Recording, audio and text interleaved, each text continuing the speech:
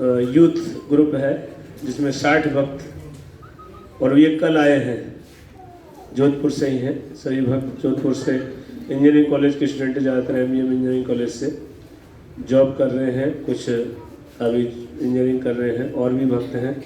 तो आप सब आए हैं, आपका इस्कॉन जोधपुर की तरफ से वृंदावन धाम यात्रा में हार्दिक अभिनंदन है। और बाकी जोधपुर से जो भक्त पधारे हैं उनका समापन हो रहा है, वो तो हमारे साथी थे, हम साथ ही आए थे। तो हम लोगों ने काफ़ी जगहों पे, स्थानों पे गए, उनकी कुछ जगह कथा हुई, कुछ जगह नहीं हुई, लेकिन स्थान का पता तो चला, है ना। हम लोग पहले दिन जो है, पहले दिन कहाँ कहाँ गए थे अभी भूल गए होंगे, है ना। उकल बंधन गए थे, और ब्रह्मांड घाट, चिंतारण घाट बाहर यहाँ गए थे, और मंदिर के अंदर प्रभुपाद जी का समाधि जो है, और प्रभुपाद जी का हाउस जहाँ प्रभुपाद जी रहते थे वो देखा था हमने। और अगले दिन हमने मंदिर में मंगल आरती अटेंड किया था, है हाँ, गौशाला भी देखा था। और उसके बाद कल जो है हम लोग गए थे नंदगांव और पावन सरोवर और गुरुकुल, जहाँ अजय अगासुर का वध हुआ था, उसकी कथा आपने सुनी। कल की कथा जो है लगभग कल कवर हो गई थी, क्योंकि जो नंदगांव में जो स्थान थे उनके बारे में हमने बता दिया था। वृंदाकुंड पे भी गए थे, तो वृंदाकुंड की कथा हो गई थी। आज जो जगह गए हैं, आज गोवर्धन में ही थे हम सुबह से, और सभी लोग गिरिराज जी जाके आए हैं। तो गिरिराज जी, अभी हम लोग पूरे ब्रज में 3 पर्वत हैं, और तीनों जो पर्वत है वो कौन है? ब्रह्मा, विष्णु, महेश। ध्यान से सुनिए। जो बरसाना हम गए नहीं, बरसाने से निकले थे, पहाड़ी पे बरसाना मंदिर है, और पहाड़ी जो है वो ब्रह्मा जी का अवतार है। राधा रानी वहाँ रहेंगी, ठाकुर जी वहाँ लीला करेंगे, इसलिए ब्रह्मा जी ने वो स्थान चुना, और ब्रह्मा जी पर्वत बन के वहाँ विराजमान है। उसमें 4 चोटी है, ब्रह्मा जी 4 मुख है, 4 मुख है ना। तो उस जो बरसाना जो पहाड़ी है उसमें 4 चोटी है ना। और वो हम लोग, बहुत ऊंची पहाड़ी है तो हम लोग वहाँ नहीं गए थे, लेकिन उधर से निकले जरूर थे। और कल हम गए थे नंदीश्वर पर्वत, जिस पे हम चढ़े थे, वो पर्वत है, वो शिव जी हैं। नंदीश्वर भगवान शिव जी भगवान की लीला में भगवान के चरणों को अपने सर पे धारण करने के लिए पर्वत के रूप में वहाँ विराजमान है। भगवान वहाँ लीला करेंगे तो भगवान पर्वत बन के वहाँ बैठे हैं। और भगवान विष्णु गिरिराज जी है ना, समझ में आया। बरसाने में जो पहाड़ी है वो है ब्रह्मा जी, नंदगांव में जो पहाड़ी है जिसपे ऊपर मंदिर है, जो पर्वत है, वो शिव जी है, नंदीश्वर महादेव। और जो गिरिराज जी है वो भगवान विष्णु है, ठीक है ना। तो तीनों यहाँ भगवान की सेवा के लिए। अब आप में से बहुत लोग सोचते हैं कि कृष्ण तो विष्णु के अवतार हैं, तो ये क्या बात है। नहीं, कृष्ण के अवतार विष्णु हैं, विष्णु के अवतार कृष्ण नहीं है, कृष्ण के अवतार विष्णु हैं। शास्त्र ये बताते हैं, भागवत ये बताती है। भगवान कृष्ण परम ईश्वर है, और वही जितने विष्णु रूप है उनमें रहते हैं। विष्णु बहुत सारे हैं, विष्णु एक नहीं है, असंख्य विष्णु हैं। इस भौतिक जगत को चलाने के लिए 3 विष्णु हैं। इस भौतिक संसार को चलाने के लिए 3 विष्णु हैं। और वैकुंठ जगत में हर एक वैकुंठ लोक में 1 विष्णु है, और वैकुंठ लोक असीम है, उसमें बहुत सारे वैकुंठ लोक है, सब में विष्णु रूप में भगवान रहते हैं। लेकिन कृष्ण भगवान के विस्तार है विष्णु भगवान। अब कभी कभी कृष्ण भगवान इधर आते हैं, सामान्यतः विष्णु भगवान ही अवतार लेते हैं, इसलिए कृष्ण भगवान आते हैं तो उनको भी ऐसा मान लेते हैं कि ये विष्णु के अवतार हैं। लेकिन वास्तविकता ये नहीं है। अब आप कहेंगे कि वहाँ तो विष्णु चतुर्भुज रूप में विष्णु प्रकट हुए थे वसुदेव देवकी के सामने, तो है ना, वसुदेव देवकी के सामने चतुर्भुज रूप में भगवान प्रकट हुए। तो वो ऐसे ही है जैसे भगवान आते हैं तो उनकी अगवानी करने के लिए विष्णु भगवान आते हैं। इन कृष्ण भगवान की एक लीला है जो ब्रह्म विमोहन लीला, आपने सुना है? ब्रह्मा जी को मोहित कर लिए थे भगवान एक बार, है? ब्रह्मा जी, अब हम गए थे ना अगासुर की जगह पे गए थे, गुरुकुल है जहाँ पे, तो वहाँ जो अगासुर था उसको भगवान ने मार दिया। और उसके बाद क्या हुआ, मैंने जो एक कथा में थोड़ा सा बताया था, आपको ध्यान हो तो, अगासुर ने जो है स्वर्ग के एक उद्यान पे कब्जा कर रहा था। 4 प्रमुख बगीचे हैं वहाँ, 4 प्रमुख उद्यान में से एक उद्यान कब्जा गुंडागर्दी से कब्जे में ले रखा था। तो जब ये अगासुर मरा तो देवताओं का क्षेत्र आजाद हो गया, तो इसलिए देवताओं ने विशेष खुशी मनाई। सामान्यतः तो फूल बरसाते थे, नाचते गाते थे, लेकिन वो खूब फटाके फोड़े और खूब नृत्य किया। जैसे अभी मान लो अपने पीओ के जो जम्मू कश्मीर का हिस्सा पाकिस्तान में कब्जा लेकर रखा है, अब मान लो वो भारत को मिल जाए तो भारत में उत्सव होगा कि नहीं होगा? बड़ा उत्सव होगा ना। तो देवताओं का एक हिस्सा अवैध कब्जा कर रखा था अगासुर ने, तो वो आजाद हो गया, तो उन्होंने बहुत धूमधाम से उत्सव मनाया, बड़ी खुशी मनाई। ब्रह्मा जी सोचे कि अभी कोई दिन नहीं है, ये क्या देवता कर क्या रहे, क्या बात है। ब्रह्मा जी ऊपर वाले फ्लोर पे रहते हैं, 14वें वाले मंजिल पे, और ये उत्सव चल रहा था आपके 8वें फ्लोर 9वें फ्लोर में, है ना। 14 वाले है ना, 14 भुवन है, तो ब्रह्मा जी ऊपर वाले में रहते हैं, सबसे टॉप वाले में, है ना। ब्रह्मलोक ऊपर वाला है, और 10वें नंबर पे स्वर्गलोक है, 7वें नंबर पे हमारा धरती, 8वें पे, सॉरी 8वें पे है, तो 9वें पे भूवरलोक और 10वें पे स्वर्गलोक, है ना। तो यहाँ बड़ा उत्सव हो रहा है, और वो भी स्वर्ग में भी मना रहे थे, धरती पे आके मना रहे थे वो। स्वर्ग में तो बाद में सजावट की होगी, वो उत्सव कहाँ मना रहे थे? 7वें फ्लोर पे आके फेस्टिवल चल रहा था, 8वें पे, है ना, पृथ्वी लोक पे।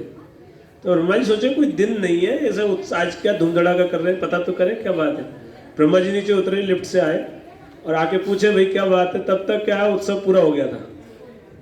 ब्रह्मा जी आए तब तक उत्सव पूरा हो गया, और सब जा रहे थे विदाई, जैसे आप लोग विदाई कर रहे हैं अभी, ऐसे विदा हो रहे थे। तब ब्रह्मा जी पूछे, बोले बात क्या थी? बोले वो अगासुर को मार दिया भगवान ने, इसलिए खुशी मना रहे थे। अच्छा, अगासुर को वध कर दिया?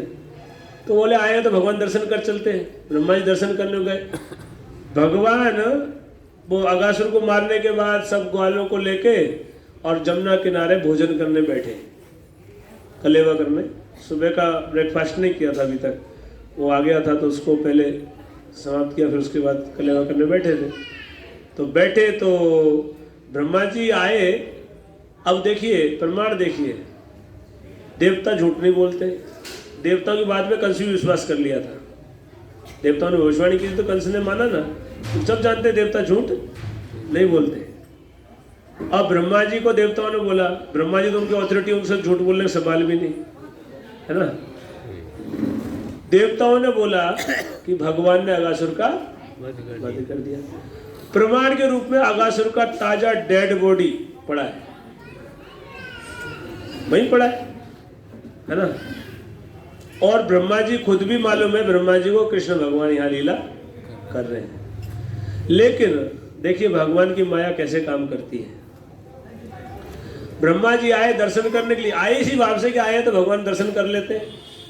और दर्शन करने क्या दर्शन किया कि सारे ग्वाले बैठे हैं और बीच में भगवान कृष्ण बैठे, सब लोग भोजन कर रहे हैं। और जब भोजन कर रहे थे तो वो भोजन जिस तरह से कर रहे थे, ब्रह्मा जी का दिमाग घूम गया। बोले ये कृष्ण, ये भगवान नहीं है। ब्रह्मा जी ये देख के मोहित हो गए और बोले ये कृष्ण जो है ना, कोई ये सामान्य बालक है, भगवान नहीं है। क्योंकि भोजन ही ऐसे कर रहे थे, दोनों हाथों में खाना ले रखा था और दोनों हाथों से खा रहे थे।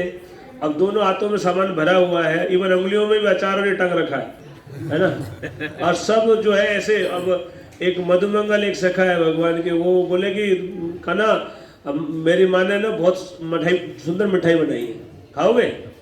अब कृष्ण ने बोला ठीक है, अब हाथ तो रुके हुए हैं, डाल दो मुंह में। तो मुंह खोला, आंख बंद हुई, और जैसे ही आंख बंद हुई, ब्रह्मा जी देख रहे हैं दृश्य, और उन्होंने मधुमंगल ने क्या शैतानी की कि कृष्ण की आंख बंद हुई, खुद गटक गया, मुंह में नहीं डाला। लड्डू लेके आया मुंह के पास, और जैसे जैसे आंख बंद की कृष्ण ने, वो खुद अपने मुंह में डाल लिया। अब कृष्ण ने देखा कि ऐसे चीटिंग किया, तो कृष्ण ने फटक से हाथ में जो था पटका और उसका मुंह पकड़ लिया, ऐसे ऐसे पकड़ लिया और निकला टोड़ा कुछ नहीं था अभी तक तो, ऐसे मुंह पकड़ के दबाया और उससे अंदर से लड्डू निकाले खा गए। ये देख के जो है ना ब्रह्मा जी बोले ये भगवान नहीं हो सकता है, भगवान जो है बोले ऐसे कर सकते हैं, संभव नहीं है ये भगवान कैसे हो सकते। बोले ये कोई देवताओं को गलत फहमी हो गई है। और है ना, अब देखिए ये भगवान की माया। अब आप लोग बात करते हैं रासलीला की, रासलीला तो कितनी गहरी लीला है, सबसे गुह्य लीला है भगवान की। अरे भगवान की भोजन लीला को देख के ब्रह्मा जी मोहित हो जाते हैं। क्या जानेंगे भगवान को लोग, क्या भगवान है, क्या भगवान की भगवत्ता है, अद्भुत ही है भगवान। तो ब्रह्मा जी पूरा बोले कि ये नहीं है, कंफर्म हो गया। बोले अभी देवताओं को पता चल जाएगा, थोड़ा टेस्ट ले लिए।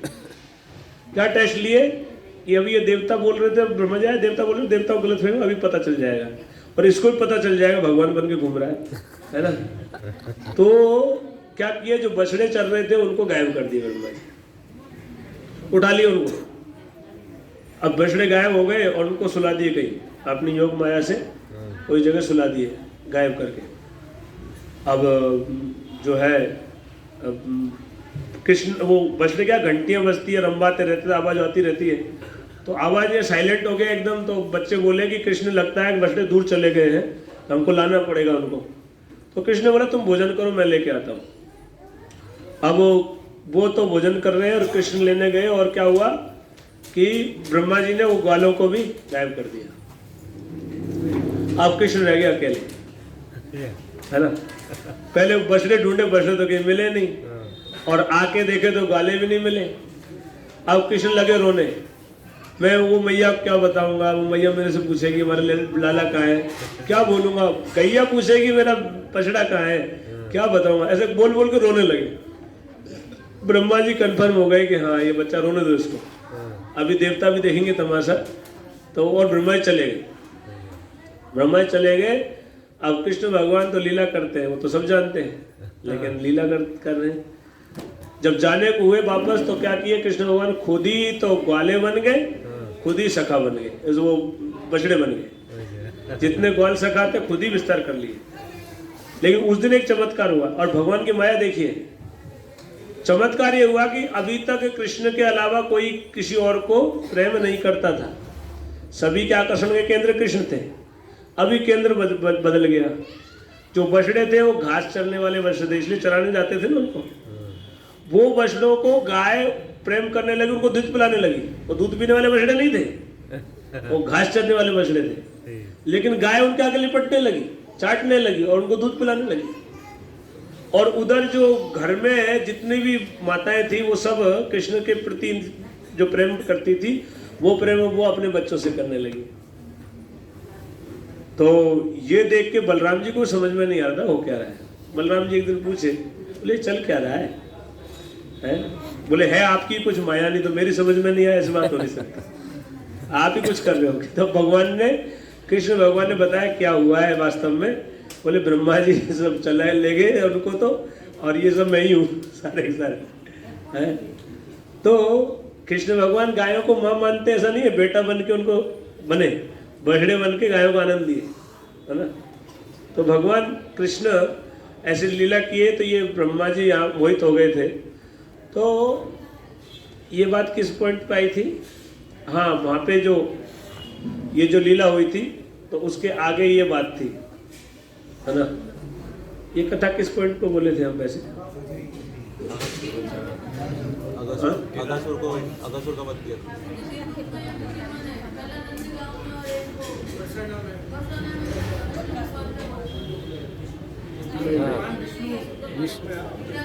विष्णु कृष्ण के अवतार है। हाँ, मैं ये बता रहा था, अभी पॉइंट दूर रह गया, देखो गड़बड़ हो जाता। विष्णु भगवान कृष्ण भगवान के अवतार है, ये बताना चाह रहा था। तो हुआ ये कि कृष्ण भगवान ने रूप ले लिया। अब 1 साल बाद ब्रह्मा जी आए, 1 साल बाद आए, देखे क्या हो रहा है, देखे तो वहां सब कुछ चल रहा है। ब्रह्मा जी मोहित, फिर मोहित हो गए, ये कैसे? ब्रह्मा जी ने देखा कि जो सुलाए वो सो रहे हैं। बोले ये कौन है फिर? भगवान ब्रह्मा जी दिमाग घूम रहा था तो भगवान ने इशारा किया ऐसे हाथ से और सारे के सारे विष्णु बन गए। लाखों बछड़े थे, हजारों ग्वाले थे, हजारों लाखों विष्णु ब्रह्मा जी कल्पना से भी परे था। वो एक ही ब्रह्मा जी भी सोचते थे एक ही विष्णु है जो परम है ना। ब्रह्मा जी देखे इतने विष्णु, ये कहाँ से आ गए? और अच्छा भगवान विस्तार कर लेते हैं, लेकिन ये बात वर्णन है कि ब्रह्मा जी जानते हैं कि विस्तार जो होते हैं मूल विष्णु में अंतर होता है। तो सब मूल विष्णु थे, वो विस्तार नहीं थे। ऐसे तो भगवान अनंत विस्तार कर सकते हैं, भगवान विष्णु कितने विस्तार कर सकते हैं, लेकिन वो जो विष्णु थे वो मूल नारायण थे, वो विस्तार नहीं थे। उनके कुछ चिन्ह होते हैं कि जो मूल विष्णु होते हैं उनके साथ कुछ देवता उनकी सेवा में रहते हैं परमानेंट, मूल विष्णु के साथ कुछ चिन्ह होते हैं। तो ब्रह्मा जी देखे ये सब मूल विष्णु, इतने विष्णु, दिमाग फटने लगा ब्रह्मा जी का।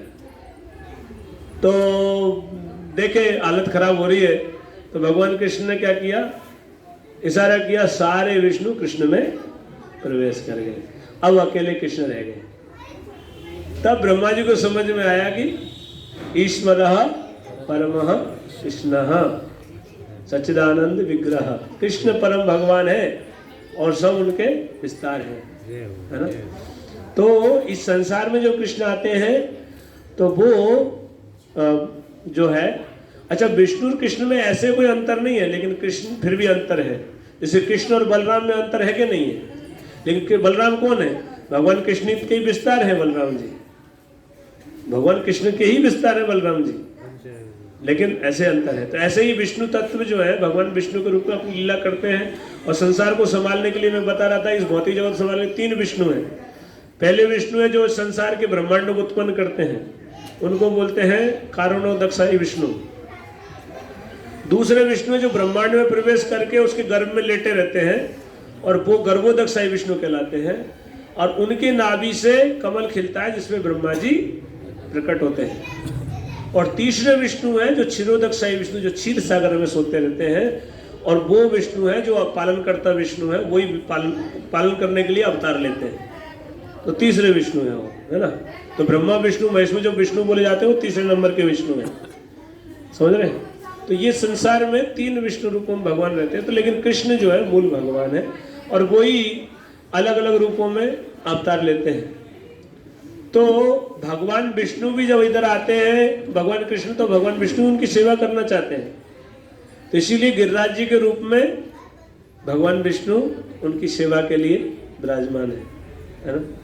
तो यहाँ ब्रह्मा विष्णु महेश तीनों भगवान की लीलाओं में सहायता करने, भगवान का आनंद देने के लिए प्रकट हुए हैं, है ना।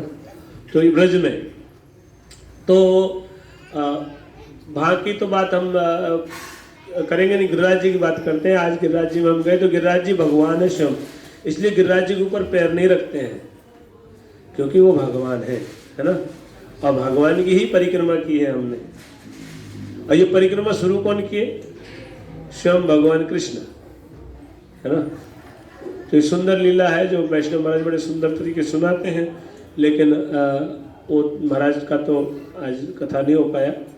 तो आप जानते हैं, कथा तो आपने थोड़ी बहुत सुनी हुई है कि ब्रज में पूजा होती थी इंद्र की, दिवाली के अगले दिन ही, है ना। इंद्र की पूजा होती थी, उसकी तैयारी चलती थी बहुत जोर शोर से। दिवाली नहीं मनाते थे ब्रज में, ऐसा कोई उल्लेख नहीं मिलता दिवाली मनाने का। वो लोग इंद्र की पूजा के लिए बड़ी तैयारी करते थे, कई दिन का उत्सव होता था, उसके लिए कई दिन पहले से तैयारी चलती थी। पूरे गांव का गांव मिष्ठान बनाता था कई दिन से, और फिर जो है 3 दिन का उत्सव होता था फाइनली, है ना। तो पहले दिन जो है वो इंद्र को आह्वान करते थे, झंडा लगा के उस स्थान पे जाते थे, सामग्री वगैरह बना ली, और दूसरे दिन जो है भोग लगेगा, तीसरे दिन भी एक उत्सव का पार्ट रहता था। इस तरह से 3 दिन का उत्सव रहता था। तो जब तैयारी चल रही थी, भगवान कृष्ण जो है ये तैयारी वृंदावन में नहीं चल रही थी, वृंदावन से दूर एक गांव है उधर था, और भगवान कृष्ण भी उधर ही थे उस दिन, है ना। तो वो वहाँ पे ब्राह्मण लोग रहते थे, तो उनके वहाँ मीटिंग चल रही थी कि कैसे करेंगे, क्या करेंगे, है ना। इतना बड़ा उत्सव होता था, मीटिंग होती है। तो मीटिंग जब चल रही थी तो उसमें कृष्ण चले गए बीच में, और कृष्ण ने पूछा कि भाई क्या तैयारी चल रही है, तो नंद बाबा टालने लगे, बोले बच्चों का तुम खेलो, तुमको क्या करना है। तो कृष्ण बड़े गंभीरता से बोले कि पिताजी आपकी बात मुझे ही संभालना है, तो बेटे से कुछ छुपाना नहीं चाहिए, है ट्रेडिशन है तो मैं तो पता तो चले क्या है। तो सब बोले अरे वो पूछ रहा तो बता दो भाई क्या बात है। तो जो है नंद बाबा उनको बताया कि देखो बेटा ऐसा है कि हम लोग हर साल इंद्र के लिए यज्ञ करते हैं, तो उनके लिए ये सब बन रहा है और यज्ञ होगा। तो बाबा इंद्र के लिए यज्ञ क्यों करते हैं, बोले इंद्र बारिश करता है, हम गोपालक हैं, हमको घास होती है बारिश होने से, तो इसलिए इंद्र की पूजा जरूरी है। तो अब वो फंसा दिए भगवान, तो भगवान है, वो बोलने लगे कि अच्छा इंद्र बारिश करता है, पूजा करने बारिश करता, तो जो समुद्र और पर्वत तो कोई पूजा नहीं करते इंद्र की, वहाँ क्यों बारिश होती है, वहाँ तो जरूरत भी नहीं होती पानी की। पहाड़ी पे और समुद्र के ऊपर ही बारिश होती है कि नहीं होती, और समुद्र में तो पानी भरा हुआ, उसमें पानी डालने से कोई काम बनेगा। तो बोले वहाँ तो होती नहीं, और वहाँ क्यों करता है इंद्र, और पूजा तो कोई नहीं करता उधर। ऐसे करके पूरा, फिर जब चुप हो गए तो बोले क्या आप क्या कहना चाहते हो, बोले यही कि इंद्र का काम है वो करेगा, हमको उसकी पूजा करने की जरूरत नहीं है। देवताओं की पूजा को भगवान घर में बंद करवाए, आगे देवताओं की पूजा के लिए भगवान को गीता में उपदेश दिए कि देवताओं की पूजा करने की जरूरत नहीं है। लेकिन हम लोग बोलते हैं हिंदू है हम, गीता हमारा धर्म ग्रंथ है, गीता कोई नहीं मानता है ना, कोई नहीं मानता गीता को। कहने के लिए गीता ना पढ़ते हैं, ना सुनते हैं, ना मानते हैं। गीता में भगवान ने साफ बोला है कि देवताओं की पूजा करने की जरूरत नहीं है, केवल कृष्ण की पूजा कर लो सब हो जाती है सबकी, है ना। लेकिन लोग विश्वास नहीं करते, कृष्ण मालिक है ना। लेकिन जो भी है भगवान ने सोचा है घर में ही हो रही है, पहले घर में बंद हो तो दूसरे कैसे मानेंगे, अब बंद करवाए तब भी नहीं मानते। अब घर में मान लो पूर्वज करते तो कोई मानता है क्या, उनके बाप दादा तो सब करते थे, उनको तो रोका नहीं, हमको बोल रहे हैं। तो भगवान ने क्या किया, इंद्र की पूजा बंद करवाई, चला गया। 7 साल के थे भगवान उस समय लीला में, और उन्होंने ऐसे विरोध किया। तो नंद बाबा, लंबी कथा है लेकिन मैं शॉर्ट में बताऊं, टाइम उतना नहीं है। तो नंद बाबा बोले कि देखो पंडित जी से सलाह, तो वाले थे तो बोले पंडित जी से पूछ लेते।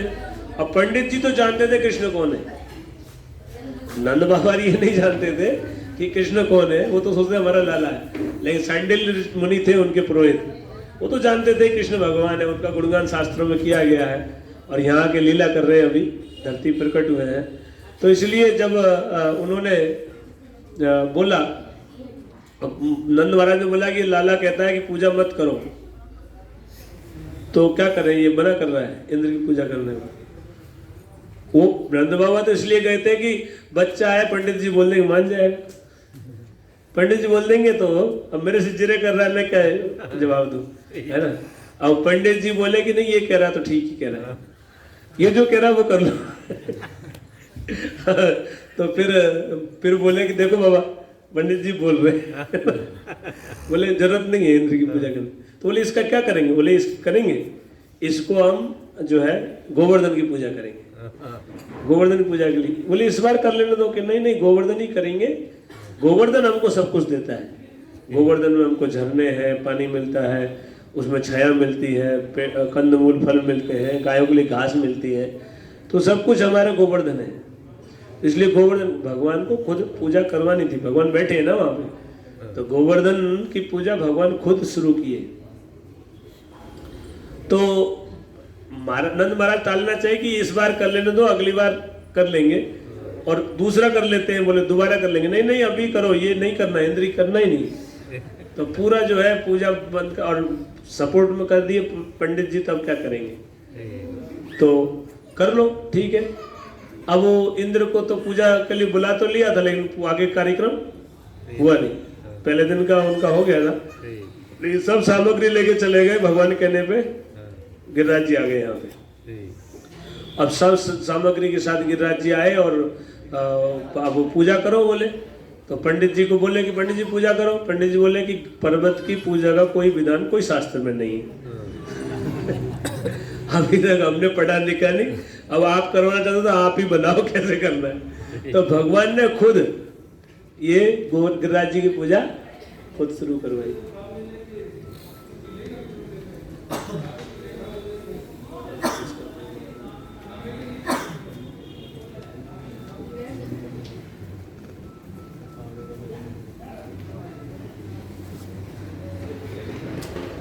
तो भगवान ने खुद जो है बताया कैसे पूजा करनी है। तो गोवर्धन पूजा करते हैं ना, वो विधि भगवान ने खुद बताई। अब तो ग्वाले थे, गांव में होती है पूजा एक्चुअली वास्तव में गोवर्धन की। सिटी में तो तुम क्या करते हैं, कुछ नहीं करते है ना। गांव में होता है ठीक से कि गांव में सबसे पहले गोवर्धन पूजा की विधि है। भगवान ने बताया कि सबसे पहले गायों को सजाओ है। अब गाय तो ही नहीं करेंगे क्या है, कुत्ते जरूर है घरों में, उनको सजाते हैं, गाय तो रखते नहीं है लोग है ना। तो अच्छा, तो गाय को सबसे पहले गाय की पूजा होती है ना। तो गाय की पूजा भगवान ने बोला कि पहले गायों को सजाओ, फिर गायों की पूजा होगी, उसके बाद गिरिराज जी की पूजा। तो बड़ी विधि है, कैसे बताया भगवान ने वैसे पूजा हुई। पूजा होने के बाद भोग लगा। अब भोग लगा तो गिरिराज जी खुद प्रकट हुए और सब खाए। तो सब देखे तो विश्वास हो गया, ये तो साक्षात देव। इंद्र को तो कभी नहीं देखा, भोग लगाने से कभी तो आया नहीं इंद्र है, ये तो साक्षात खुद खा रहे हैं। तो सब लोग खा के एक गांव आया अनियोर, आपने देखा एक गांव था अनियोर। अनियोर यहाँ की ब्रज भाषा में बोलते हैं, इसका मतलब होता है और लाओ और लाओ। सारा भोजन जितना खाए सारा खा गए और बोले और लेके आओ। तो ब्रजवासी दौड़े गए और घरों में जो कच्चा माल था वो भी ले आए। सारा पका हुआ जितना था वो पूरे कढ़ाइयों में भर भर के था, सारा उठा उठा के खा गए भगवान। और उसके बाद मधुमंगल सोच रहे थे हमको कुछ नहीं मिलने वाला है। भगवान की एक विधि है, भगवान खाते हैं फिर छोड़ देते हैं उतना को उतना ही। ये भगवान ऐसे ही खाते हैं, कम नहीं होता है ना। तो बाद में देखा तो भगवान ने खा लिए थे, उसके बाद वापस सारे भर गए है ना। तो गिरिराज जी ऐसे खाए। वो मुखारबिंद है ना, वहाँ पे भोग लगा था। मुखारबिंद पे आप जो जगह है वहीं पे भोग लगा। और जब खाए सब, और खाने के बाद तृप्त हो गए, सब खा लिए। और जब तृप्त होने के बाद गिरिराज जी ने गिरिराज जी संतुष्ट थे, मैं संतुष्ट हुआ। तो कृष्ण भगवान बोले गिरिराज जी अब प्रसन्न है, आप जो वर मांगना चाहो वो वर मांग लो। तो कोई मांग ही नहीं रहा कुछ। तो कृष्ण बोले कि गिरिराज जी अंतर्यामी है, मन में मांगूंगा तो भी चलेगा। सोच रहे थे कि एक दूसरे को बताना नहीं चाहते हैं अपनी डिमांड को है ना। तो फिर सबने प्रार्थना की, लेकिन प्रार्थना किसके लिए की? जितने ब्रजवासी थे सबने कृष्ण के लिए प्रार्थना की, वर अपने लिए नहीं मांगा किसी ने है। अभी समझ में आया? ये है प्रेम, जो कृष्ण के लिए ही वो जीते हैं। उन अपने लिए कुछ भी डिमांड नहीं रखा। लाखों ब्रजवासी थे, किसी ने एक भी वरदान नहीं मांगा कृष्ण के अलावा, सब कृष्ण के लिए मांगे। कोई बोला है कृष्ण की आयु लंबी हो, कोई कहे कृष्ण स्वस्थ रहे है, असुरों से रक्षा करना, कई तरह से सबने, लेकिन सबने कृष्ण की प्रसन्नता के लिए वर मांगा और मन में मांगने को बोला था। और हमारे मन में तो हम जानते हैं ना, हम धोखा देने में एक्सपर्ट हैं, लेकिन हमारे मन में हमारा हित सबसे पहले रहता है ना। दूसरे का हित हो या नहीं हो उससे मतलब नहीं, हमारा हित होना चाहिए है ना। तो ये है प्रेम। ब्रजवासी भगवान से प्रेम करते हैं, इसीलिए भगवान उनके यहाँ लीला करते हैं है ना। उनका अपने लिए नहीं, कृष्ण के लिए जीते वो लोग। तो फिर उसके बाद भगवान तो जानते हैं क्या हो रहा है, तो दुनिया को दिखाना चाह रहे थे। उसके बाद जो है सब समेट के चले गए। फिर बोला कि वापस अभी आओ नए वस्त्र पहन के, फिर परिक्रमा होगी। परिक्रमा और पूजा के फाउंडर आचार्य हैं भगवान कृष्ण, गिरिराज जी के संस्थापक। स्वयं भगवान कृष्ण ने ही परिक्रमा शुरू की गिरिराज जी की। पहली परिक्रमा खुद भगवान किए थे है ना। तो भगवान जो है अपने भक्तों का मान बढ़ाते हैं, उनका स्वभाव है। तो गिरिराज जी के बारे में राधा रानी बोलती हैं कि देखो, अब गोपियों को बोलती हैं कि गोपियाँ देखो ये जो पर्वत है इसको देखो। बोले ये हरिदास बरी है, हरि के दासों में सबसे श्रेष्ठ है, भगवान को सबसे प्रिय है। बोले कृष्ण हमको कुछ भी समय नहीं देते, ज्यादातर समय यहीं बिताते हैं और उनके चरण इनके सर पे धारण करते हैं, अपने सर पे भगवान चरणों को धारण करता है। ये कितना महान है और सब तरह से भगवान को प्रसन्न करता है, आनंद देता है कि तो ऐसे करके राधा रानी खुद गोवर्धन की बड़ाई करती है। तो गिरिराज जी इतना प्रिय सेवक हैं, इसीलिए उनके जो है यश को बढ़ाने के लिए भगवान खुद उनकी इस तरह से पूजा कर रहे हैं और खुद परिक्रमा शुरू करवाए भगवान कृष्ण खुद ही।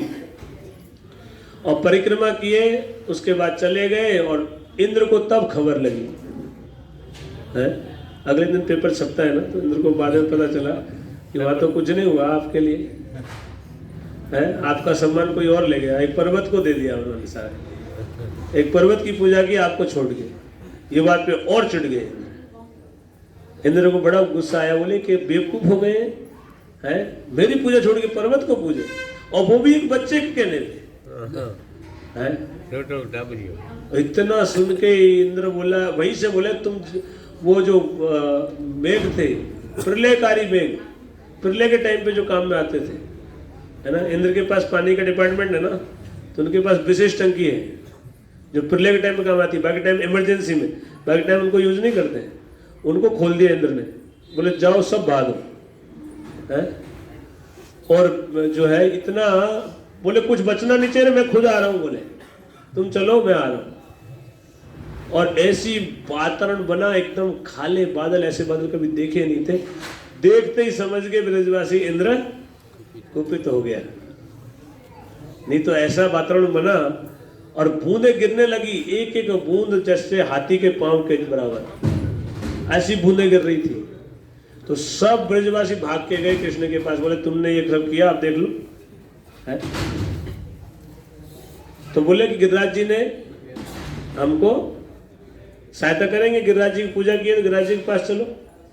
और भगवान कृष्ण गिरिराज जी के पास गए, ऐसे ही प्रार्थना की थोड़ा सा, और फट से जैसे कोई छोटा बच्चा, वो होता है ना छतरी निकलती है ना लकड़ी में से बारिश के सीजन में, मशरूम, उसको उठा लेता है ना बच्चा उंगली पे, ऐसे भगवान ने, उसको जोर लगता है कुछ बच्चे को उठाने में, ऐसे भगवान ने उस गोवर्धन पर्वत को उठा लिया।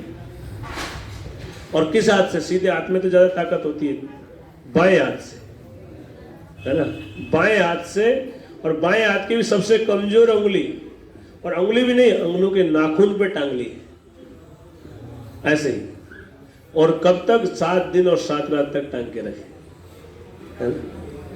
तो ये भगवान ऐसे ही है, उनके लिए क्या है, सारे संसार को धारण करके रखें। एक पर्वत को उठा लिए बड़ी बात नहीं, लेकिन अर्जुन जो है इंद्र के मान वर्धन के लिए किए है ना। अच्छा, गिरिराज जी अभी जो साइज है ऐसे नहीं थे, गिरिराज जी कई किलोमीटर ऊंचे थे।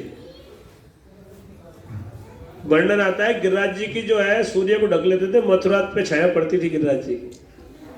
बहुत विशाल पर्वत थे उस समय जब भगवान आए थे तब। अभी गिरिराज जी नीचे जा रहे हैं, उनको तो जाना है भगवान के धाम, लीला समाप्त हो गई तो उनको भी जाना है।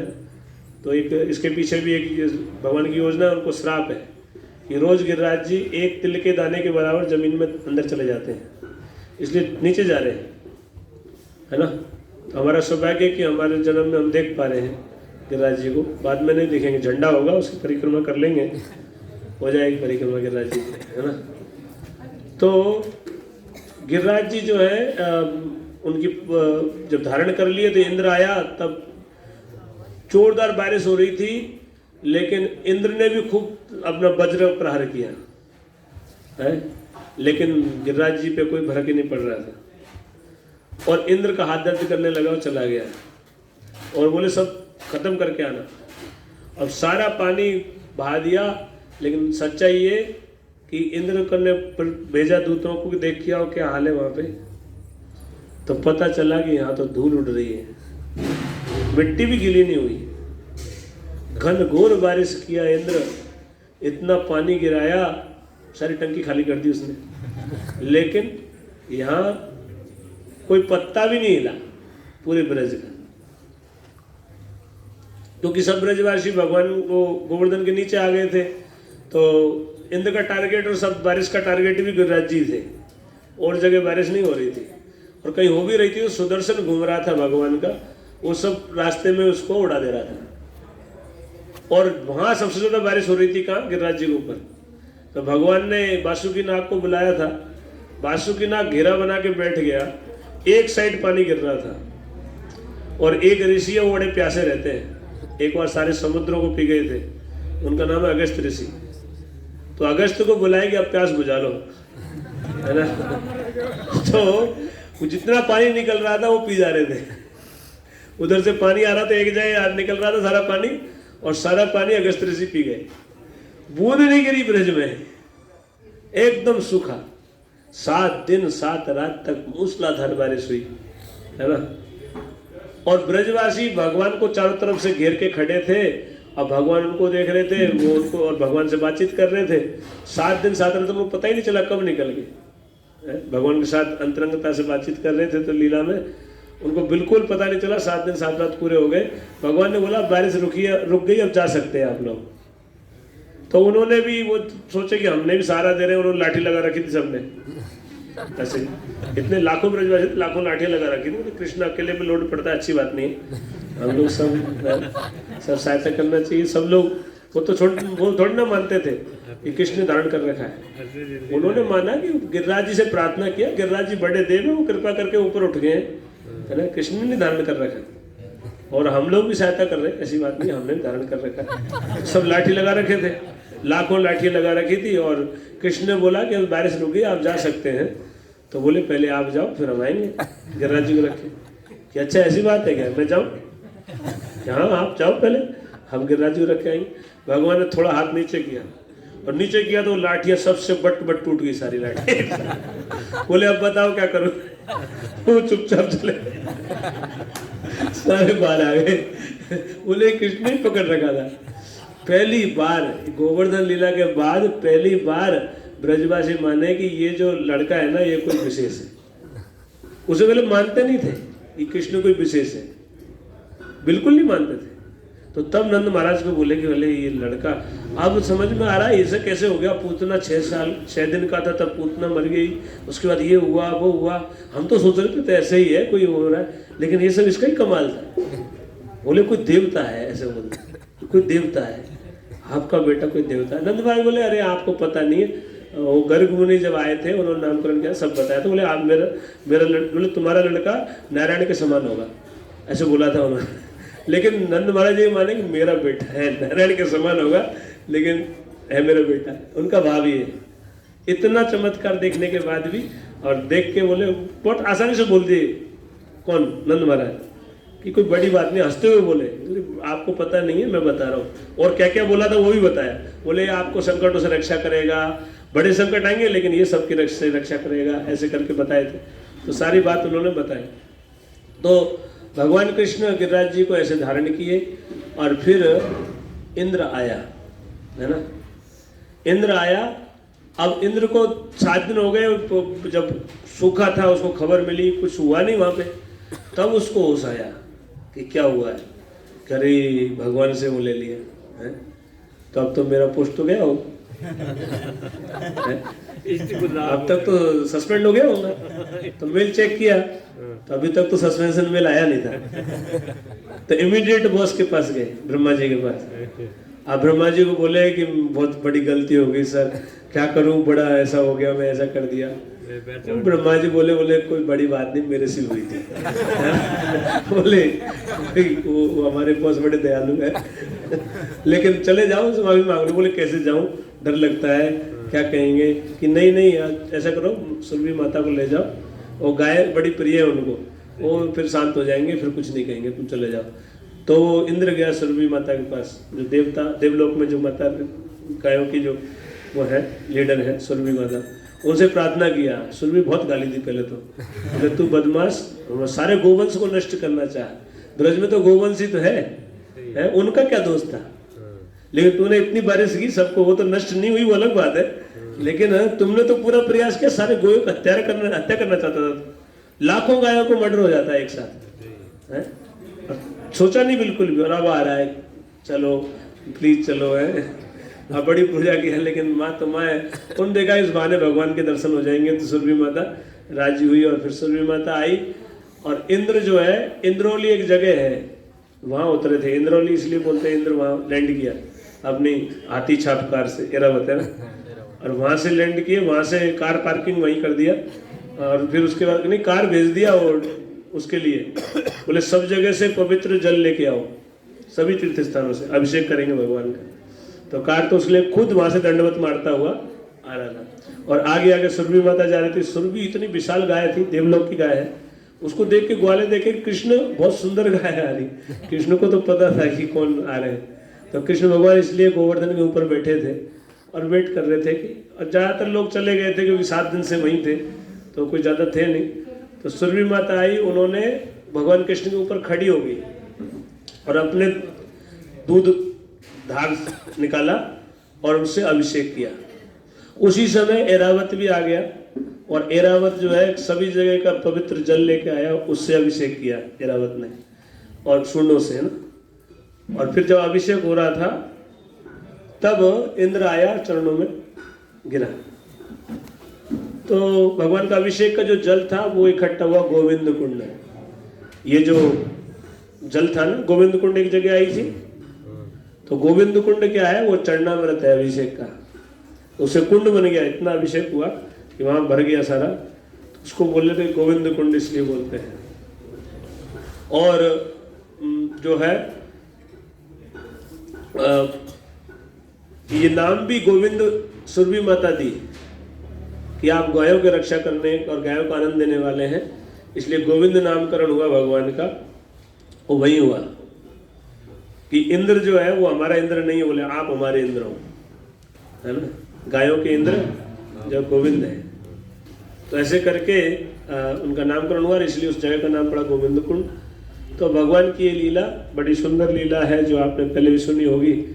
तो गिरिराज जी की आप परिक्रमा किए हैं, गिरिराज जी आपको सहायता करेंगे जैसे भी आपकी इच्छा है, लेकिन मांगना यही चाहिए, क्या, भगवान की भक्ति, कृष्ण की भक्ति मिल जाए, ये वरदान मांगना चाहिए। गिरिराज जी से मांगे तो, है ना, जैसे ब्रजवासियों ने मांगा था। हाँ? उस आप और जगह है कुछ, उससे गोविंद कुंड से पहले मानसी गंगा, है ना, मानसी गंगा थी। मानसी गंगा आप लोग गए? तो मानसी गंगा का क्या कथा है कि जैसे पावन सरोवर की कथा लगभग वैसी है कि बेटा नहीं हो रहा था नंद महाराज को, तो कई जगह मन्नत बोल रखी थी कि गंगा स्नान करूंगा बेटा हो जाएगा हरिद्वार जाके, और प्रयाग भी जाने का बोल रखा था, है ना। तो प्रयाग जाने का तो कथा कल सुने आप लोग, वो पावन सरोवर बना, है ना। और ये जो ये मन्नत बोल रही तो अब कृष्ण बड़े हो गए, तो कृष्ण वो जाना चाहते थे, नंद महाराज जाना चाहते थे कहाँ, हरिद्वार। अब कृष्ण भगवान सोचे कि कितने महीने के लिए जाएंगे आएंगे, इतना कष्ट करेंगे, तो भगवान ने मन से गंगा को प्रकट कर दिए।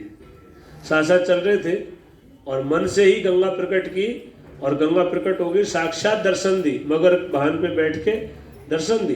और गंगा को तो जानते थे, तो प्रणाम किए कि माता आप, कि हाँ मैं यहीं रहती हूँ, मैं गोवर्धन की तलेटी में यहाँ हूँ। तो वो फिर बोले, हमने मन्नत बोले यहीं स्नान कर लो, वही फल मिलेगा। तो गंगा मैया खुद बोल दी, तो कौन जाएगा, फिर हरिद्वार को जाएगी। जब वहाँ खुद साक्षात गंगा देवी आके बोल दी, तो वहीं स्नान कर लिए, है ना। तो ये मानसी गंगा जो है प्रकट हुई वहाँ पे। तो ये साक्षात गंगा है, उसका जल आप छिड़के, वो गंगा जल है ना, वो गंगा जल से अलग नहीं है। और वहाँ भगवान की और भी लीलाएं हुई हैं, लेकिन वो सब इतना समय नहीं है हमारे पास। मानसी गंगा में कई लीलाएं, उससे बाद में आता दान घाटी, है ना। तो मानसी गंगा ये अभी तो क्या मैं बताया ना, पर्वत पहले बहुत ऊंचा था, और ये मानसी गंगा बहुत लंबी थी, है ना, बहुत चौड़े क्षेत्र में फैली हुई थी। और उधर इतना ऊंचा नहीं था पर्वत जहाँ पे मानसी गंगा थी वहाँ पे, लेकिन पानी था तो कोई उधर से पार नहीं कर सकता था। और एक घाटी थी जो दान घाटी बोलते हैं। घाटी मतलब दो पहाड़ी के बीच का जो दर्रा होता है उसको घाटी बोलते हैं। तो गिरिराज जी बीच में से ऐसे हैं, और फिर आगे फिर दूसरी चोटी थी। अब तो सभी नीचे चला गया, इधर तो गिरिराज जी दिखते ही नहीं है दान घाटी से इधर, लेकिन पहले थे। तो जब इधर से बरसाने से जो आती थी गोपियाँ ये सब, और वो इधर से कहीं मथुरा साइड जाना होता था तो या तो जाएंगे घाटी से या जाएंगे मानसी गंगा से, नहीं तो पर्वत तो इतना ऊंचा था, पर्वत के ऊपर होके जा नहीं सकते। तो मानसी गंगा से जाते थे तो उसके लिए बोट से जाते थे, नाव से मानसी गंगा पार करके और फिर जाते थे। थोड़ी चढ़ाई पड़ती थी, फिर मानसी गंगा आ जाती, मानसी गंगा पार करके चले जाते, और या फिर जाते थे घाटी से। तो भगवान क्या करते थे, जाते किस लिए थे, ग्वालियर किस लिए जाएंगे, अपना माल बेचने के लिए, सिटी में किस लिए जाएंगे, तो घी दूध और मक्खन आदि बेचने के लिए जाते चलते थे। कृष्ण भगवान के पसंद नहीं था कि ये हमारे जो ब्रज का मक्खन है वो असुर खाएं, ये भगवान नहीं चाहते थे। तो भगवान क्या करते थे, वहाँ घाटी पे तो टैक्स कलेक्टर बन जाते थे, पूरा बेस बना के और पगड़ी वगड़ी पहन के, राज दरबार का पूरा एकदम जैसे होता है दरबारी व्यक्ति का कैसा बेस होता है वैसा बेस बना के, और अपने हाथ में भाला लेके खड़े हो जाते थे वहाँ पे, और बोले ए गोपियों क्या ले जा रही हो, ऐसे तन के बोलते थे बोले जैसे होता है रोबदार, लेकिन उनके कभी कभी तो पता नहीं चलता था उनको, ऐसे नाटक करते थे बिल्कुल भी पता नहीं चलता, टैक्स के बहाने सारा ही ले लेते थे, जितना वो कुछ खा जाते थे कुछ फैला देते थे, ऐसे ही करते थे। और कभी पता चल जाता था, राधा रानी होती थी उनको पता चल जाता था, फट से पता चल जाता था तो फिर छीना झपटी हो जाती थी, उसमें सब मिट्टी में मिल जाएगा, लेकिन आगे नहीं जाए है ना। तो दान घाटी इसलिए दान, कृष्ण वहाँ दान मांगते थे, कभी टैक्स कभी दान कभी क्या ऐसे, लेकिन वो इसलिए उसको नाम पड़ गया दान घाटी। वो जगह दान घाटी सुना है ना आपने, तो दान घाटी क्यों पड़ा कि भगवान वहाँ दान मांगते थे, है ना। और उसके आगे कभी उससे आते थे, मान लो मानसी गंगा से आते थे तो वहाँ भी बोटमैन बन के, नाविक बन के पहुँच जाते थे, और फिर बीच में जाके बोलते नाव बहुत भारी होगी, नाव डूब जाएगी, कि क्या करें, बोले मटके पानी में फेंक दो, है ना। तो ऐसे कुछ ना कुछ करके उनको वही खाली, भले ब्रज की मिट्टी में मिल जाए, लेकिन ब्रज का जो है जो कोर रस है वो असुरों के लिए नहीं जाएगा। ये तो अभी चालू हुआ बेचना, नहीं तो अन्न को बेचना पाप मानते थे लोग, अन्न और गाय के इसको कभी बेचते नहीं थे, दान कर देते थे, खुशी से खिला देते थे, भंडारा कर देंगे, बट बेचते नहीं थे, है ना। और असली धन ये था जिसके पास ज़्यादा जमीन थी और ज़्यादा गाय थी, गोधन और भूधन, दो ही धन से धनी माने जाता था व्यक्ति को। नंद महाराज बहुत धनी थे कि उनके पास इतनी गायें थी, तो उनके इतने प्रचुर मात्रा में ये सब था। तो जो भी है ये लीला स्थलियाँ हैं। उससे पहले एक सरोवर आया था, कुसुम सरोवर, है ना। कुसुम सरोवर जैसे नाम से पता चल रहा है, कुसुम मानी पुष्प, तो वो सरोवर बड़ा, लेकिन उसके किनारे यहाँ पे राधा रानी फूल चुनने के लिए आती थी। तो यहाँ भी कई बार कृष्ण आते थे और राधा रानी के साथ कई तरह की लीलाएं होती थी, उनमें विनोद होता था, हंसी होती थी, है ना। तो वो सब लीलाएं यहाँ पे, एक बार ऐसे राधा रानी वहाँ पे फूल चुन रही थी, और एक बड़ा पेड़ था, उसमें फूल अच्छे फूल थे, और कृष्ण भगवान पहले से ही उस पेड़ पे आके बैठ गए। अब राधा रानी देखी इस पेड़ पे फूल तो बहुत अच्छे, लेकिन तोड़ू कैसे, तो बहुत ऊंचा है। तो भगवान ने डाली पे पैर रखा, डाली नीचे कर दी। तो विशाखा उनको, ललिता विशाखा को बोली राधा रानी देखो पेड़ मेरी बात सुन के नीचे हो गया और जो है राधा रानी ने थैंक यू बोला, और पेड़ की एक डाली पकड़ी, और दूसरे से जैसे ही फूल तोड़ने लगी भगवान ने पैर हटा लिया, अब राधा रानी हवा में तो ऐसे कई तरह, फिर कृष्ण नीचे उतरे, बोले ये आप अवैध रूप से इस गार्डन में आई कैसे, ये हमारा एरिया। तो कई तरह की लीलाएं हो, मनोविनोद भगवान की ऐसी लीलाएं करते रहते थे। वहाँ कई तरह की लीलाएं हुई है। एक बार भगवान राधा रानी को श्रृंगार किए, कई बार वहाँ पे, है ना, कई तरह से लीलाएं करते थे। तो फिर इसके आगे जो है राधा कुंड जो है इस पूरे ब्रज मंडल का सबसे पवित्रतम स्थान है। राधा कुंड जो है ये हमारे रूप गोस्वामी चित्तन महाप्रभु के जो शिष्य हैं, रूप गोस्वामी बताते हैं कि पूरे ब्रह्मांड में सबसे पवित्र तीर्थ है ब्रजमंडल, मथुरा मंडल, जो 84 कोस में 12 वन है जिसमें, है ना। वनों के नाम कल महाराज ने बताए थे, है किसी को याद है? 7 वन है जमुना के एक तरफ और 5 वन है जमुना के दूसरी तरफ, है। पहला वन कौन सा है?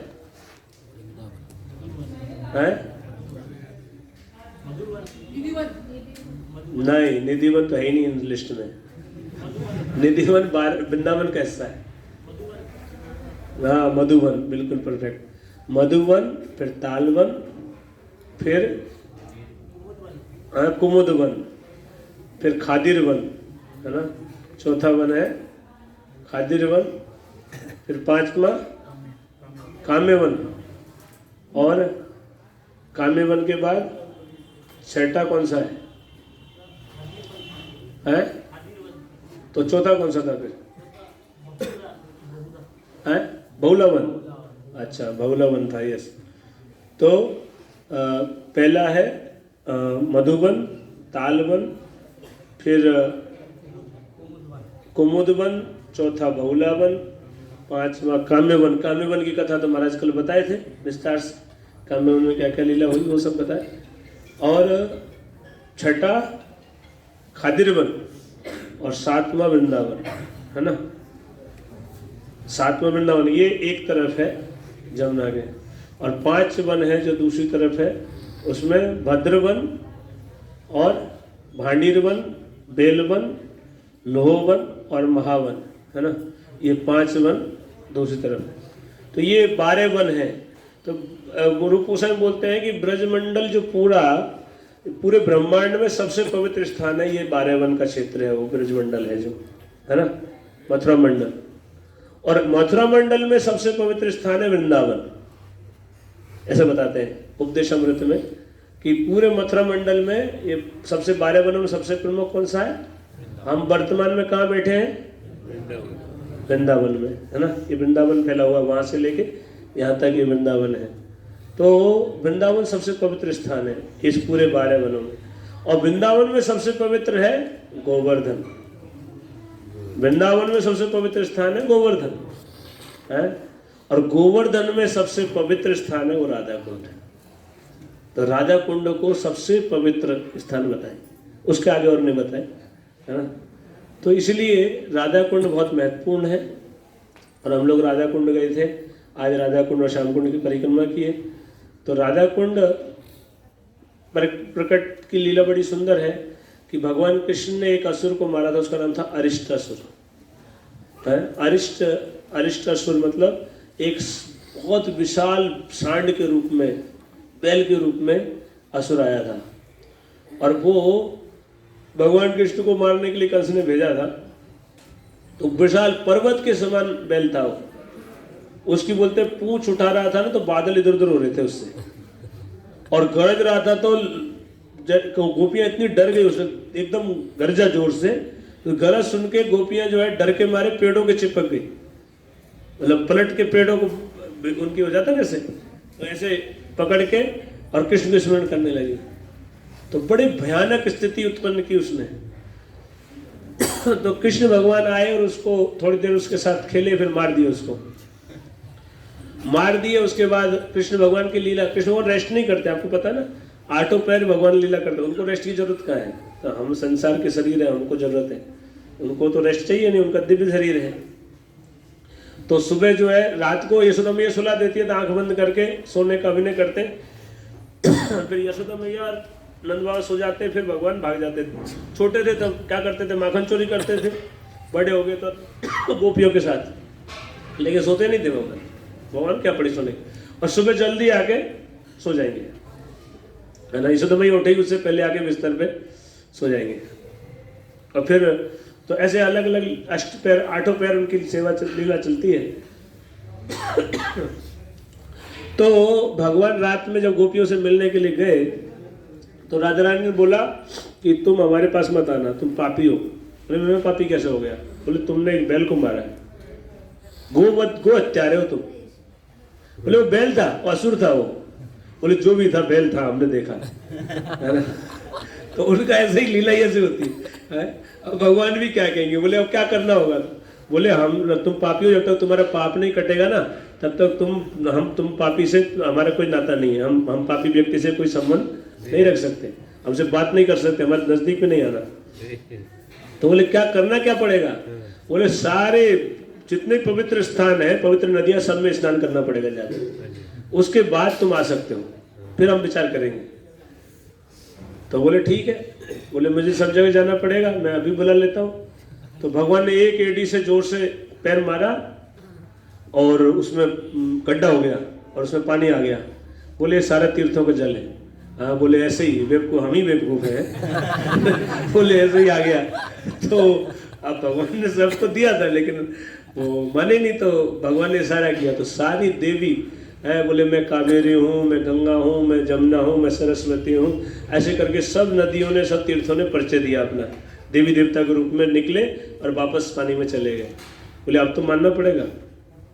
तो भगवान के ठीक है मान लेते।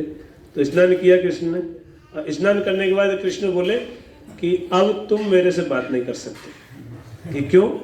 बोले तुमने एक असुर का पक्ष लिया, इसलिए तुमको पाप लगा है। शास्त्र का सिद्धांत है ये कि बोले झूठा आरोप लगाया इसलिए वो मेरा पाप मेरा नहीं हुआ लेकिन आपको पाप लगा।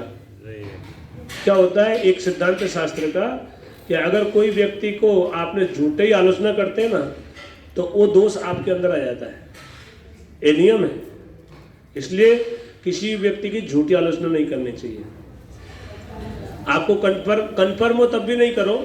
वो अधिकारी व्यक्ति कर सकता है, अधिकारी है तो वो कर सकता है, लेकिन जो आप अधिकारी नहीं हो तो आप किसी की आलोचना नहीं कर सकते। करेंगे तो वो पाप, उसने जो गलती की है उसका दोष आपको लगेगा। तो इसी नियम के अनुसार भगवान ने बोला कि तुमको अब तुम पापी हो गए, सारी गोपियां अब तुम पापी हो, इसलिए तुम मेरे से कोई बात नहीं कर सकते। तुम भी स्नान कर लो, इसमें पवित्र हो जाओगे। तो कृष्ण ये बोले तो गोपी बोले हम क्यों करेंगे, तुम्हारा जो कुंड है ना वो तो दूषित होगा तुम्हारे पाप से है। हम जो है हम अपना कुंड बनाएंगे।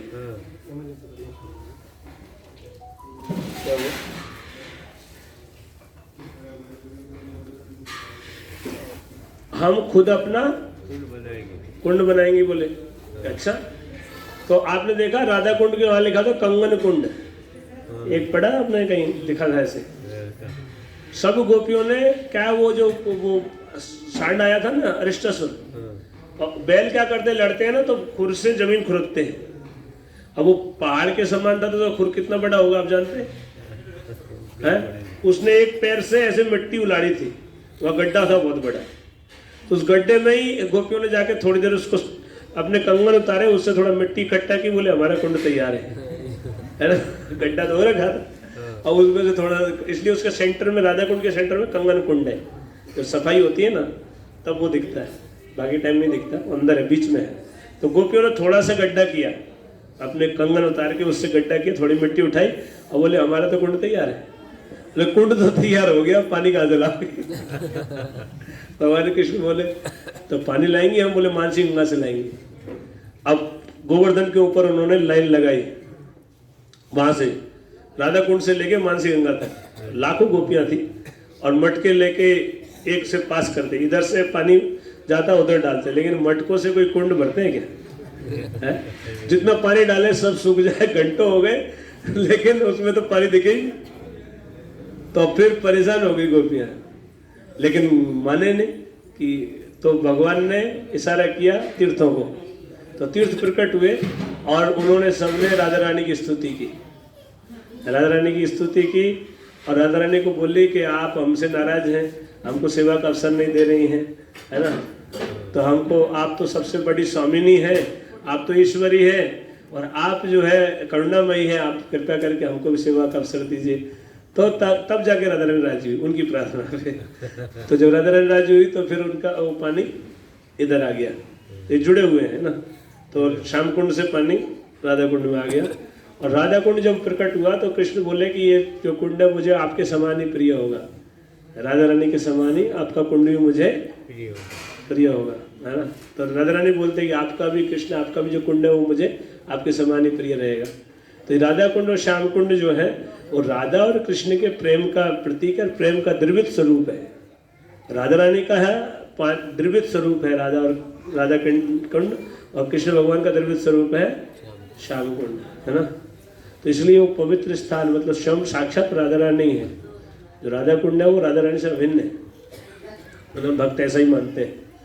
और वहाँ पे और भी संत निवास किए बहुत समय पे। हमारे जो चैतन्य महाप्रभु के शिष्यों में सनातन गोस्वामी, रघुनाथ दास गोस्वामी वहाँ रहे, उनकी समाधि है वहाँ पे। और कई लीलाएं हैं, बहुत सारी लीलाएं हैं और भी बाद में। तो सब तो हम चर्चा नहीं कर पाएंगे, लेकिन ये राधा कुंड का प्राकट्य ऐसे हुआ। तो राधा कुंड वहाँ का सबसे मुख्य स्थान है, पूरे ब्रज का, सारे ब्रह्मांड का सबसे पवित्रतम स्थान है। तो वहाँ बड़ा सजग रह के करना होता है सेवा पूजा। गलती करेंगे तो अपराध भी भारी लगता है, सेंसिटिव प्लेस है। तो राधा कुंड को तो बाद में क्या हुआ था कि बाद में भगवान कृष्ण लीला करके चले गए, और ये सब खेती बाड़ी हो रही थी यहाँ, कोई नहीं जानता था कौन सी जगह क्या है। चैतन्य महाप्रभु आए तो चैतन्य महाप्रभु तो पूछते पूछते पहुँचे कि अरिष्ट ग्राम पूछे कि अरिष्ट ग्राम तो कोई नहीं है महाराज, एक अरिट ग्राम है। तो अरिष्ट ग्राम से अरिट गांव हो गया था नाम। तो वो वहाँ पहुँचे, वहाँ पहुँच के देखा तो वहाँ धान की खेती हो रही थी। तो 2 धान के खेत थे, उसमें एक में काली मिट्टी थी, एक में गोरी मिट्टी थी। तो उनको यहाँ के लोकल लोग बोलते थे धोड़ा खेत और काला खेत, है ना। एक तो गोरा था, एक काला। तो राधा कुंड जो है वो कौन सा है, गोरा वाला है ना। तो भगवान चैतन्य महाप्रभु उसमें जाके स्नान करने लगे धान के खेत में। और चैतन्य महाप्रभु को सब जानते थे कि कैसे महान है, और वो आके स्नान कर रहे हैं तो कोई समझ नहीं पाया। फिर भगवान ने राधा कुंड की घोषणा की। तो राधा कुंड का वापस से खुद स्वयं भगवान चैतन्य महाप्रभु ही प्रकट करवाए राधा कुंड को, ये तो लुप्त हो गया था। फिर बाद में उनके ऐसे ही गड्ढे कर दिए, तालाब हो गए, कुंड तो बन गए दोनों। चैतन्य महाप्रभु चले गए, फिर सब रघुनाथ दास गोस्वामी ने उनको प्रॉपरली बनवाए। रघुनाथ दास गोस्वामी रहे तो उन्होंने सीढ़ियाँ वीडियाँ प्रॉपर बना के ऐसे किया इसको रिनोवेशन 500 साल पहले। तो ये राधा कुंड है था। और यात्रा में पीछे लास्ट में गए थे गोविंद कुंड से आगे जाए तो हम कहाँ गए थे, पूछड़ी का लोटा, है ना। पूछड़ी का लोटा क्यों बोलते हैं, पूछड़ी मोर के पीछे के हिस्से को पूछड़ी बोलते हैं। तो जो गोवर्धन है वो मोर की शेप में है। राधा कुंड श्याम कुंड जो है वो उनकी आंखें हैं, और नीचे गर्दन है इसलिए दिखाई नहीं देता है यहाँ पे, लेकिन यहाँ तक है। और जो है उधर जो है पीछे का हिस्सा है। तो पूछड़ी का लोटा इसलिए बोलते हैं कि वहाँ भगवान के एक मित्र थे। जब भगवान कृष्ण गए मथुरा तो उन्होंने बोला कि कृष्ण मैं तुम्हारे यहाँ इंतजार करूँगा, तुम जल्दी आना। तो बोले कि मैं आऊँगा, ऐसा बोल के गए कृष्ण, लेकिन दोबारा कृष्ण आए नहीं। मथुरा से द्वारका चले गए, द्वारका से फिर भगवान लीला समेट के चले गए। तो बोलते हैं अभी भी वो मित्र है, वो बैठे हैं वहाँ पे, वो देखते हैं कौन कौन आया और कौन परिक्रमा कर रहा है। क्योंकि गिरिराज जी की परिक्रमा तो वो भी करते थे, तो बोलते हैं हाजिरी लेते हैं वो, और वो रिपोर्ट करते हैं कि कौन कौन परिक्रमा किया। और तो इसलिए वो देखते हैं, तो इसलिए उनको जो स्थान है वो पूछड़ी का लोटा उनको बोलते हैं। भगवान की एक सखा है जो वहाँ बैठे, है ना। और वहाँ से आगे हम गए तो मुखारबिंद का तो मैं बता ही दिया। उससे पहले सुरभि कुंड है छोटा सा एक, तो सुरभि माता वहाँ आई थी इसलिए सुरभि कुंड, है ना। और हम जो गोवर्धन में हम परिक्रमा शुरू किए थे छोटी परिक्रमा से, तो पहले आया था उद्धव कुंड, उद्धव कुंड के बाद राधा कुंड आया था। तो बाकी स्थानों को हम चर्चा कर लिए। उद्धव कुंड जो है वो उद्धव जी वहाँ जब आए थे ब्रज में, तो बहुत दिन ब्रज में रहे थे, कई दिन, तो वहाँ पे रहे। और बोलते हैं कि उद्धव जी वहाँ लता के रूप में रहते हैं। उद्धव जी ने प्रार्थना की थी कि ब्रज में, मैं तो अपने को बड़ा महान मानते थे, जब ब्रज में ब्रज के भक्तों का प्रेम देखा तो उन्होंने क्या चाहा कि इनके चरणों की धूली मेरे सर पे पड़े। मैं तो कुछ भी योग्यता नहीं, इनका भगवान के जो प्रति प्रेम है वो हमारा तो है ही नहीं। हम तो भगवान को मानते तो है लेकिन प्रेम करते नहीं है भगवान से। लेकिन ब्रज के भक्त जो प्रेम है वो तो, है ना, इतना ऊंचा है।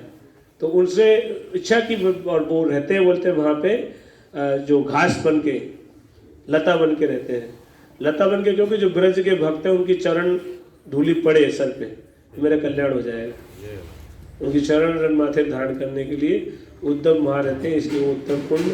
और उद्धव कुंड के आगे तो राधा कुंड ही था, है ना। उद्धव कुंड सबसे पहले हम परिक्रमा जाए तो पहले हम उद्धव कुंड गए थे, फिर राधा कुंड आया, फिर कुसुम सरोवर, फिर मानसी गंगा।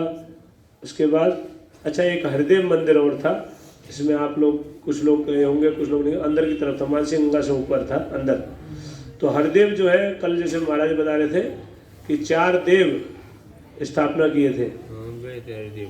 4 देव कौन स्थापना किए? वज्रनाभ, जो भगवान के परपोते थे, अनिरुद्ध के बेटे वज्रनाभ, उनको ब्रज का राजा बनाया परीक्षित महाराज ने। और उन्होंने, ब्रज तो खाली था क्योंकि सारे भगवान के भक्त थे, पशु पक्षी भी सब भगवान भक्त थे, सब भगवान के साथ ही चले गए। भगवान जैसे ही संसार से गए तो सब के सब भगवान धाम चले गए, तो ब्रज खाली था, कोई आदमी नहीं था। उन्होंने बसाए और उन्होंने भगवान के जो है स्वरूप बना के स्थापना किए। तो पहले जो है 4 देव बनाए, उनमें वृंदावन के देव कौन है? गोविंद देव, अभी आपके राजस्थान में जयपुर में विराजमान है, वृंदावन से चल के। गोविंद देव वृंदावन के अधिष्ठाता देव है ना। और जो ये गिरिराज जी के में हरदेव, जो हरदेव मंदिर जो था वो गिरिराज जी में जो है वज्रनाभ महाराज ने स्थापना की, हरदेव। और केशव देव मथुरा में। और एक कौन से देव थे? बलदेव। बलदेव जो है गोकुल से थोड़ा आगे जाते हैं, उधर ही पड़ता है। तो बलराम जी का बहुत विशाल स्वरूप है, लगभग 2 मीटर ऊंचा है, इतना बड़ा विग्रह है, विशाल है बलदेव। तो बलदेव, उस जगह का नाम भी बलदेव के नाम, बलदेव जी नाम पे ही है। तो ये 4 देव स्थापना किए थे वज्रनाभ ने, अलग अलग अधिष्ठाता देव, अधिष्ठाता देव स्थान के अलग अलग जगह के अधिष्ठाता बनाए थे उनको। तो उनके इसलिए गुरुराज जी की परिक्रमा करते हैं, तो उनके वहाँ के अधिष्ठाता देव हरदेव है, तो उनके पास जाते हैं। तो इस तरह से ये था। हरदेव के बाद जाते हैं दान घाटी, दान घाटी के बाद हम गोविंद कुंड, गोविंद कुंड के बाद जाते हैं पुष्टि का लोटा, पुष्टि के लोटा से वापस आएंगे तो मुखारविंदा जाएगा, सुरभि कुंड मुखारविंदा की परिक्रमा पूरी हुई इस तरह से हमारी। अच्छा, यहाँ पे एक ऊपर मंदिर था, अगर आपने देखा हो तो, गिरिराज जी के ऊपर चोटी पे वो जो मंदिर था वो श्रीनाथ जी का मंदिर है। और श्रीनाथ जी जो अभी नाथ द्वारा में विराजमान है, और श्रीनाथ जी यहीं प्रकट हुए थे गोविंद कुंड के पास। और कौन प्रकट करवाए थे? चैतन्य महाप्रभु। हमारी परंपरा में ही जो गुरु परंपरा है, इसमें चैतन्य महाप्रभु के गुरु माधवेंद्रपुरी, चैतन्य महाप्रभु के गुरु थे ईश्वरपुरी और उनके गुरु थे माधवेंद्रपुरी। माधवेंद्रपुरी आए थे बंगाल से ब्रज दर्शन के लिए, तो वो उनको भगवान दर्शन दिए। लंबी कथा है इसलिए मैं उसमें नहीं जाऊंगा। उनको भगवान दर्शन दिया और उन्होंने ये खुदाई की वहाँ, तो ये विग्रह प्रकट हुए। और उन्होंने मंदिर बनवाया ऊपर में, फिर उसका रिनोवेशन हुआ, तो अभी जो रिनोवेट वाला मंदिर था। और बाद में मुगलों के आक्रमण हो रहे थे, इसलिए यहाँ से भगवान चले गए नाथ द्वारा में है। तो ब्रज के ज़्यादातर जो ठाकुर जी है मूल, वो आपके राजस्थान में बैठे हैं, है ना। राजस्थान अच्छा लगता है, राजस्थान में कृपा करने के लिए, लेकिन आप तो दर्शन करने गए हैं क्या? कितने लोगों ने गोविंद देव जी दर्शन किया है? गोविंद देव जी जयपुर में? अच्छा, बहुत बढ़िया, है ना। और श्रीनाथ जी का तो सबने कर रखा होगा। श्रीनाथ जी कितने लोग किए हैं? जय हो। तो हम लोग कभी यात्रा रखेंगे राजस्थान में, जो है ठाकुर जी के जो अलग अलग विग्रह है उनका दर्शन करेंगे, है ना। और भी है, मदन मोहन जी है करौली में, वो भी यहीं से गए हैं वृंदावन से।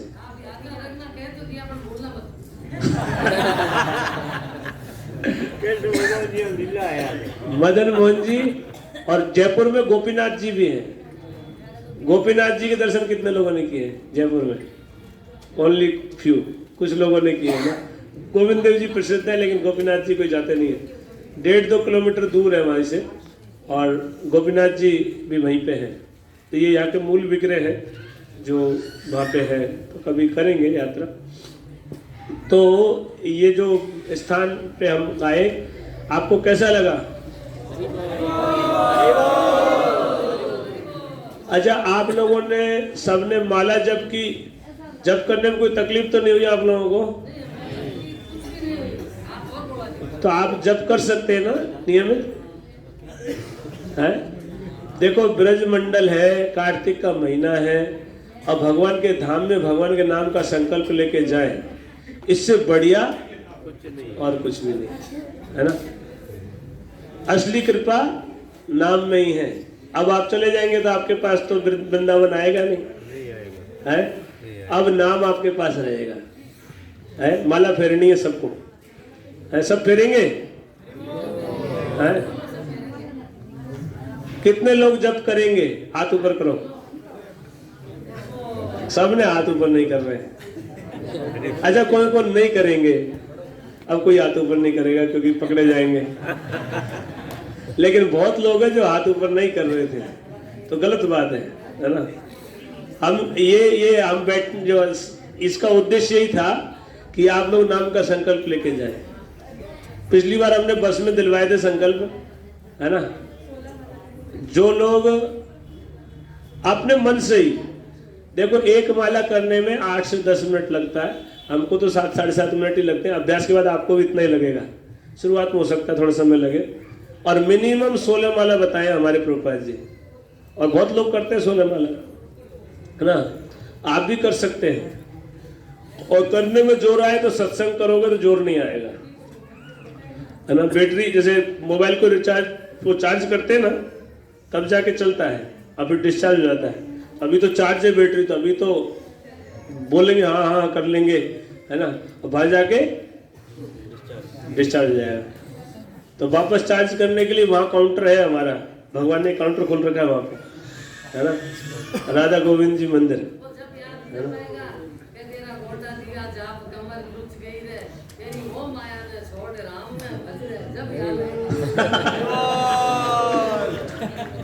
उस टाइम पे तो सब भजन सब आते हैं, लेकिन समझदार व्यक्ति वो है जो जल्दी आ जाए, है ना।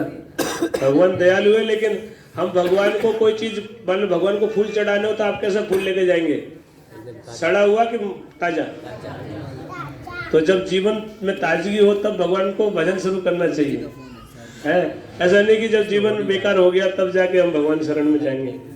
वो अच्छा है, कभी करे जब करे अच्छा है, लेकिन ज्यादा अच्छा है कि जल्दी करे। जो प्रहलाद महाराज बोलते हैं कि 5 साल की उम्र से करना चाहिए भजन। कुमार आचरित प्राज्ञ धर्मान भागवतानी है। भागवत धर्म का पालन 5 साल के जब बच्चे को समझ में आ जाए कि मुझे नंगा नहीं रहना चाहिए, तब से माला करनी चाहिए। इसलिए तुम्हारे समझ में आता है ना ये बात है? तो माला करना चाहिए ना। हाँ तो करेगा देखो, है ना। इसलिए सबको माला करनी है। तो अभी इधर से ही बता दो, जो माला नहीं कर रहे थे वो कम से कम 2 माला का संकल्प लें, कम से कम, और फिर धीरे धीरे बढ़ा सकते हैं। बच्चे वो 1 माला करें कम से कम, है ना। और जो पहले से माला कर रहे हैं वो माला 16 माला पे आ जाए, है ना। वो तो कर ही रहे, तो उनको क्या है, उनको भी संकल्प लेना चाहिए कि हम 16 माला करेंगे। और 16 माला कर रहे हैं वो संकल्प ले कि हम ध्यान से माला करेंगे, है ना। ठीक है। तो अभी माइक में अब आपके हाथ में दे रहा हूं, है ना। और यहाँ अपने मन से हम कोई नोट नहीं करेंगे, भगवान नोट करेंगे, है ना। अभी फटाफट बोलते जाना है। ये 3 ऑप्शन है। पहला 1 माला बच्चों के लिए है, और बड़े जो माला नहीं करे तो 2 माला मिनिमम, उससे ज्यादा करे तो अच्छी बात है ना। और जो कम पहले से कर रहे हैं वो 16 माला पे आए, तो पहले 16 माला कर रहे हैं वो ध्यान पूर्वक जब करेंगे ये संकल्प लेके जाए, और फटाफट बोलते जाइए एक एक करके, है ना। कहाँ से चालू करें? पीछे से।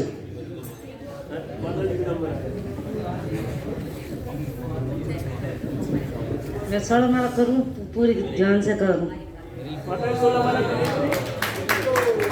16 माला कर रही थी, आप ध्यान से करेंगी। आप कितनी माला करती हो आप?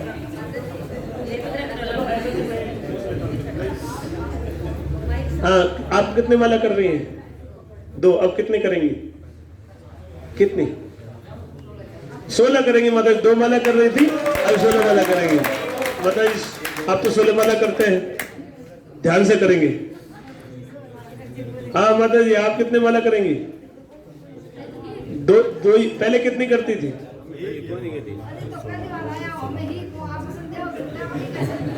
2 माला करेंगे माता जी। आप कितने करेंगे? हैं? करेंगे ही नहीं।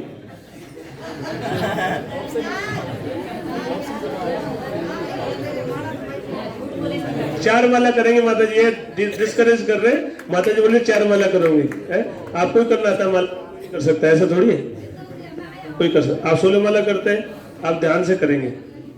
प्रभु जी आप कितने माला करेंगे? अभी तो 6 का माला कर रहा हूँ। पहले कितनी कर रहे थे? पहला तो 1-2 कर रहा था। 1-2 कर रहे थे, अभी 6 माला करेंगे प्रभु जी। 16 माला करते हैं ऑलरेडी, अब ध्यान से करेंगे। आप भी 16 माला ध्यान से करेंगे, आप 16 माला ध्यान से करेंगे। माता जी आप कितने माला करते हैं? हाँ, उन्हीं को पूछ रहा हूँ। पहले कितनी करते थे पहले? अभी 5 माला करेंगे, पहले नहीं करते थे माता जी, अभी 5 माला करेंगे। माता जी 16 माला करती है, कल 25 की, बहुत बढ़िया माता जी ने। अब माता जी जो है अब 16 माला ध्यान से करेंगी। 4 नियम पालन में थोड़ा सा कच्चे हैं, उसको थोड़ा सा मैं दौड़ नहीं डालूंगा, लेकिन हाँ, तुम बताओ कितनी माला करोगे? 1 माला करेगा।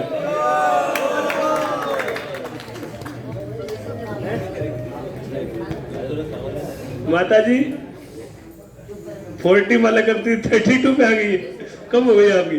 माला करो लेकिन ध्यान से करो, है ना? आप कितने माला कर रहे थे पहले? आप कितना करेंगे? पहले माला नहीं करती थी, अभी 16 माला करेंगी। हरि बोल। आप पहले कितने करती थी? पहले माला नहीं करती थी, अभी माता दूसरी माता जी में भी 16 माला करेंगी। हरि बोल। आप माला कितने माला करते थे पहले? 16 करते थे, अभी आप ध्यान से 16 माला करेंगे। आप भी 16 माला ध्यान पूर्वक करेंगे। हाँ माता जी कितने माला फेरो? पहले नहीं फेर, अब 2 माला करेंगे। अभी कितने करेंगे? नहीं पहले, अब नियम बनाओ, कितना बता दो। 7 माला का। हरि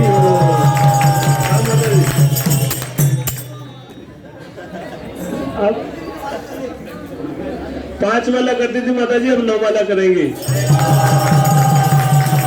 तो पहले 16 माला करते हैं, अभी ध्यानपूर्वक करना है माला। हाँ माता जी आपका नंबर है। माता जी ने हाथ नहीं उठाया था जब मैंने बोला था, मैं नोटिस किया था।